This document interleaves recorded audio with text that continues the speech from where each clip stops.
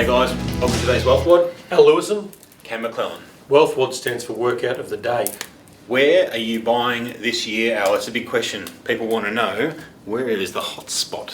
Where's The big H. the big hot spot, the boom area? What's going on this year in the market? So 2015, people often ask us where we're buying at any point in time, and I've got no problem about telling them, but it's the old saying is you teach someone, you give someone a fish, you feed them for a day, you teach them how to fish, you feed them for life. So what we want to provide to you today is for you to work out where to invest. Yeah?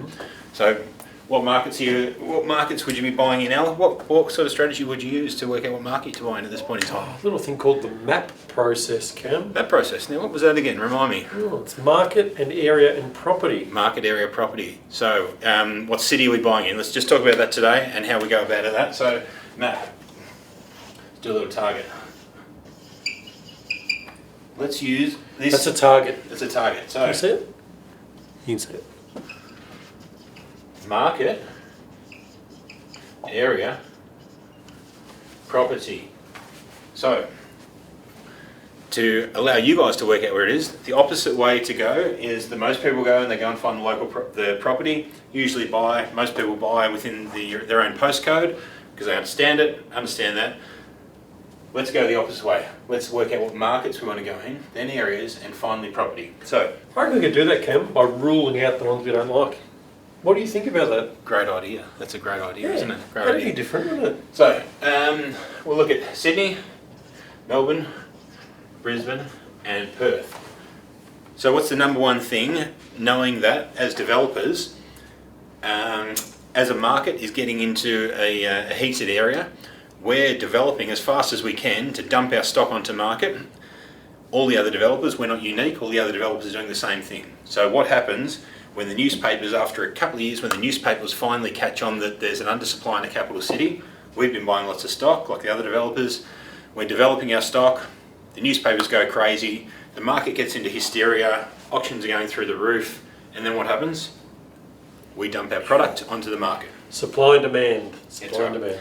So, what's that guy's name? He's not a bad investor. Warren someone? Warren Buffett. Warren Buffett. So, be fearful when others are greedy, and French greedy when others are fearful.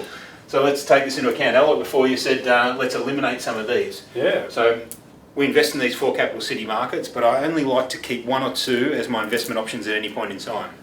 Yes. So how do I easily knock out a couple of these city markets? Well, what's been happening in Sydney, Cam, the last 18 months, 2 years? A lot of talk about Sydney at the moment, so it's been quite warm, hasn't it? So there's been a lot of increase. There's been a property boom going on. HOTTOGO. Hot to go. Hot to go. So that would tell me, while most people are excited about it and are watching the increase in pricing, that to me says You've missed the boat. You have missed the boat. Stay away from Sydney. Knowing Perth very well, because we have got a lot of development over in Perth, I would say at this point in time, out of the 4 capital city markets, Perth's probably, it's gone through, its actual growth has actually started to move into the price correction phase in some areas. Yep. So let's knock out Perth. What's the key one there, Cam? I think it's an employment generation issue, isn't it? There's been a slowdown in mining. Correct. The economy very heavily reliant, while we're carrying coat hangers, very heavily reliant on mining. That's slowed down. So I won't. I'll never give a short-term property price forecast. What I will do is say that all property will double about every 7 to 10 years. So all I want to do is give myself a better than not chance that the market I'm investing is going to be the next to go. So I then look at Melbourne and Brisbane. So this year, Al and I are investing in Melbourne and Brisbane, taking into account the growth curve of these two.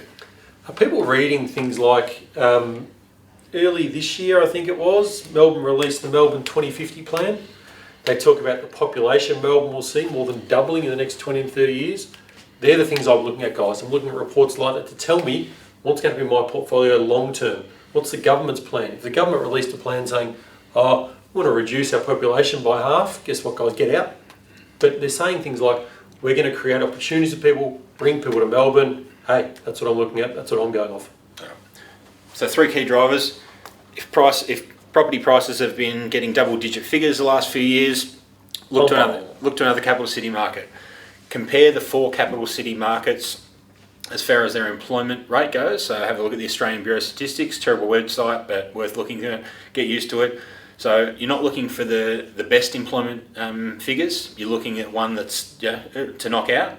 And the same with population growth forecasts. So once again, not looking for the best population growth forecasts, but you're looking to look away from areas like your Darwins and Adelaides and those sort of capital cities. Hope that helps, guys.